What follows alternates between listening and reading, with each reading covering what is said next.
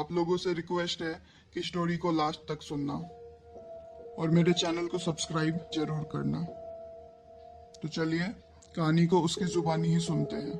Hello, मेरा नाम विशाल है। जो कहानी मैं आप लोगों को बताने जा रहा हूँ वो आज से तकरीबन 10 साल पुरानी है। उस समय मैं क्लास 7th में था।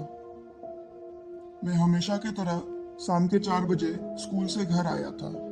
मैंने फटाफट अपने कपड़े बदले और अपनी मम्मी के रूम में गया, पर वो घर पर नहीं थी। मुझे याद है मुझे काफी भूख लगी थी, पर घर पर कोई भी नहीं था। तब तक मेरे दोस्त मुझे खेलने के लिए बुलाने आ गए। मैंने एक एप्पल लिया और उनके साथ खेलने चला गया। उन दिनों हम लोगों को छुपन छुपाई खेलना बहुत पसंद था। वैसे हमारा ये पसंद हर हफ्ते ही बदल जाता था। मैं आप लोगों को बता दूं कि मेरा घर एक बहुत बड़े कैंपस के अंदर था। उस समय मैं 11 साल का था, तो मुझे कैंपस के बाहर निकलना सख्त मना था। हम लोगों का एक दोस्त था, सूरज, जो मेरे कैंपस के अंदर ही रहता था। वो उस दिन बीमार था। मैंने बाकी लोगों से पूछा भी, पर कोई कुछ जानता नहीं था। हम लोग उसके घर जा ही रहे थे कि कैंपस के बाहर किसी चीज के गिरने की बहुत तेज आवाज आई और हम सब दौड़कर बाहर चले गए। मेरे कैंपस के आगे ही एक अंडर कंस्ट्रक्शन कॉलेज था। लेबर्स एक बड़े से पेड़ को वहां काट रहे थे और उसी पेड़ के गिरने की वो आवाज आई थी। पिछले 2-3 दिनों से उस पेड़ को वहां काटा जा रहा था ताकि वहां क्लासरूम्स बना सके। मैं और मेरे दोस्त बड़े मजे से उस पेड़ को वहां कटते हुए देख रहे थे। फिर तभी मेरी दोस्त रिया ने कहा, अरे हम लोगों को हाइड एंड सीक खेलना है, जल्दी चलो वरना शाम हो जाएगी। मैंने रियलाइज किया कि मैं तो कैंपस के बाहर हूँ और किसी ने मुझे देखा भी नहीं। मैंने भी मौके का फायदा उठाया और उसी अंडर कंस्ट्रक्शन कॉलेज में खेलने चला गया। राहुल डिनर था और उसे हम लोगों को ढूंढना था। छुपने के लिए मुझे कोई अच्छी जगह नहीं मिली, क्योंकि मेरे कैंपस के अलावा बाहर की चीजों का मुझे कम ही आइडिया था। राहुल हम लोगों को ढूंढने आ रहा था। मैं भाग के क्लासरूम के पीछे छुप गया, पर मेरी बुरी किस्मत, राहुल ने मुझे देख लिया और उसने मुझसे कहा, आइस स्पाइस। फिर मैं बाहर आ गया। राहुल का पीठ मेरी ओर था। वो बाकियों को ढूंढ रहा था। मैंने उससे पूछा, क्या तुमने बाकियों को ढूंढ लिया? राहुल अचानक से पीछे मुड़ा और उसने मुझसे फिर से बोला, आइस स्पाइस। तो मैंने भी जवाब में कहा, हाँ मुझे पता है। तब राहुल ने मुझसे पूछा, तुम ये बताओ तुम छुपे क्यों नहीं थे, घूम क्यों रहे हो इधर उधर? मैंने कहा, छुपाई तो था ना, तुमने ही तो मुझे ढूंढा। राहुल फिर थोड़ा चिड़चिड़ा के बोला, ओ मुझे सब पता है, पहले तू छुपा नहीं और अब तू चाहता है कि कोई मुझे पीछे से आके धप्पा कर दे ताकि तू डिनर बनने से बच जाए। इतना बोल के वो वहां से चला गया। मैंने उससे कहा, मैं तो वहां उस क्लासरूम के पीछे छुपा हुआ था, तुमने ही तो मुझे आइस पाइस किया ना।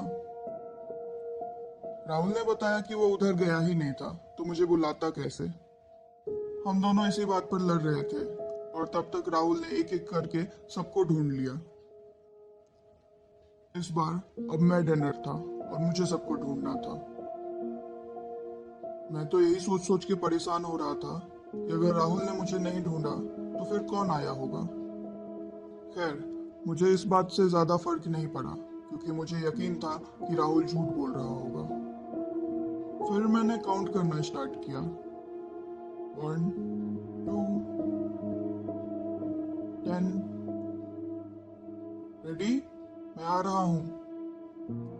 मैंने सबको ढूंढना शुरू किया और फिर सबसे पहले मैंने राहुल को ही ढूंढा। अरे फिर से मैं नहीं। मैं राहुल पर हंसा और बाकियों को ढूंढने लगा। जब मैं बाकियों को ढूंढ रहा था तो मुझे ऐसा लगा कि कोई मेरे पीछे पीछे आ रहा है। मुझे तब थोड़ा डर लगने लगा था कि आखिर हो क्या रहा है मेरे साथ।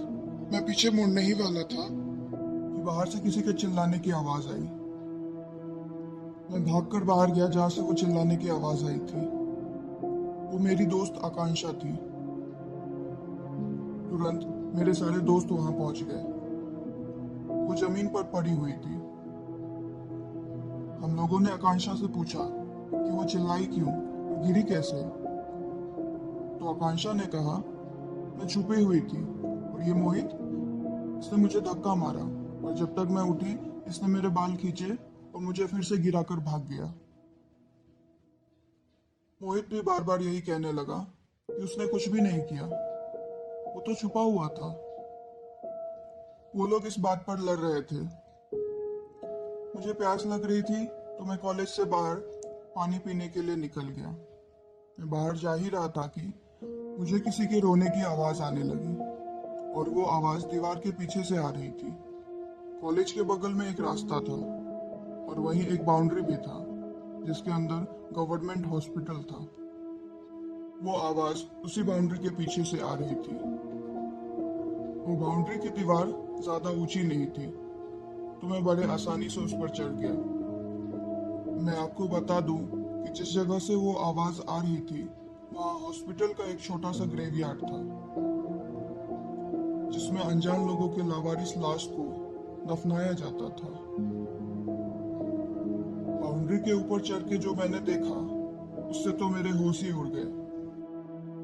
मैं चिल्लाया, रिया, मोहित, राहुल, जल्दी इधर आओ। मेरी आवाज सुन के वो लोग तुरंत बाहर आए। मैंने उनसे ऊपर आने को कहा। वो हमारा दोस्त सूरज था जो उस दिन बीमार था और हमारे साथ खेलने नहीं आया था। उसका मुंह हाथ सब खून से सना हुआ था। उसने एक बिल्ली को मार दिया था और उसको खा रहा था। वो नजारा मेरे लिए बहुत खौफनाक था। हम सब काफी डर गए थे। हम सब उस पे हल्ला करने लगे कि वो ये सब क्या कर रहा है। तभी उसने उस बिल्ली को फेंक दिया और दीवार पार करके वहां से भागने लगा। जितने आसानी से और अजीब तरीके से उसने दीवार पार किया, मैं और मेरे दोस्त हैरान रह गए कि आखिर सूरज को हो क्या गया है, वो ऐसी हरकतें क्यों कर रहा है। तभी वो बीच रास्ते में जाके सो गया। हम सब उसके पीछे पीछे डरते हुए गए। हमने उससे पूछा भी कि वो क्यों कर रहा है ऐसी हरकतें। उसके साथ हुए हादसे से हम सब अनजान उसके पीछे पीछे जा रहे थे और ऐसा लग रहा था कि वो किसी और ही दुनिया में गुम है। वो कभी हंसता था तो कभी रोने लगता था।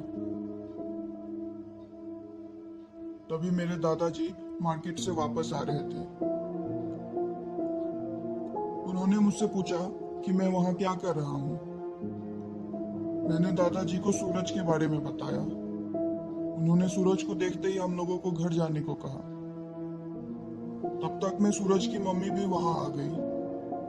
दादाजी ने उनसे कहा, जल्दी से एक बाल्टी में पानी ले आओ और गंगा जल भी ले आओ। मेरे दादाजी पूजा और मंत्र जानते थे। वो तुरंत मंत्र पढ़ने लगे। तभी सूरज दर्द से करहाया। वो इधर उधर भागने लगा। बगल में कुछ ईंटें रखे हुए थे। सूरज अपने सीने पे जोर जोर से उन ईंटों को मारने लगा। तभी मेरे दादाजी ने गंगा जल उसके ऊपर छिड़क दिया। वो नहीं नहीं चिल्लाने लगा और वहीं बेहोश होकर गिर गया। सूरज की मम्मी और हमारे पड़ोस के कुछ लोग उसको उठाकर उसके घर ले गए। ये सब नजारा देखकर मैं काफी डर चुका था। मैं भागकर अपने घर गया। मैंने अपनी मम्मी को सारी बातें बताई। तभी दादाजी घर आए। मैंने उनसे पूछा कि हुआ क्या है सूरज को। तो दादाजी और मेरी मम्मी ने कहा, कुछ नहीं, और अब से तुम बाहर कहीं मत जाना और सूरज से तो दूर ही रहना। मैंने कारण पूछा तो उन लोगों ने टाल दिया। मैं भी काफी जिद्दी था। मैंने उनसे कहा कि आप लोग सच सच बताइए वरना मैं तो सूरज के पास जाऊंगा। आप लोग बताइए कि वो हॉस्पिटल के पास वाले कब्रिस्तान में क्यों लेटा हुआ था। और बिल्ली को क्यों मार दिया था उसने? दादाजी समझ गए कि मुझे सब बताना ही सही होगा। दादाजी ने फिर मुझे बताया, आज सुबह जब तुम स्कूल गए थे तो सूरज पास वाले तालाब के पास कच्ची मछली खा रहा था। मैंने भी दादाजी से पूछा, पर क्यों क्यों कर रहा है वो ऐसा? क्योंकि उसके अंदर भूत है। सामने जो कॉलेज बन रहा है और जो एक बड़ा सा पेड़ है, उसमें 2 आत्मा थे। वो रात में कभी कभी लोगों को तंग भी करते थे। कॉलेज वालों ने जब से पेड़ काटना शुरू किया है, तब से ये आत्मा गुस्सा गए हैं। वो पेड़ ही उनका घर था और इसलिए वो लोगों को परेशान कर रहे हैं। सूरज कल वहां अकेले गया था, तब से शायद वो उस आत्मा के बस में है। जब तक मैं ना कहूं, कहीं मत जाना। मैंने दादाजी और मम्मी को बताया कि छुपन छुपाई खेलते समय क्या क्या हुआ था। मुझे मेरे सवालों का जवाब मिल गया था कि वो राहुल नहीं था जिसने मुझे आवाज दिया, और ना ही वो मोहित था जिसने आकांक्षा को धक्का मारा।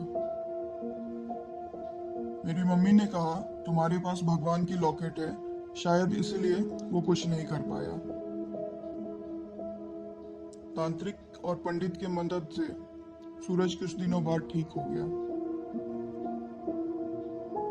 कुछ सालों बाद जब मैंने दादाजी से पूछा कि क्या वो आत्मा अब भी वही है, तो दादाजी ने कहा कि पंडित और तांत्रिक की मदद से उस आत्मा को कैद कर लिया गया है।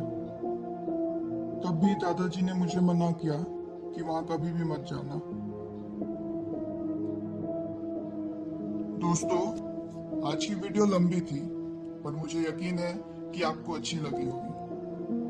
अगर आपको मेरी स्टोरी पसंद आई हो तो प्लीज लाइक, शेयर, कमेंट और सब्सक्राइब करना मत भूलना।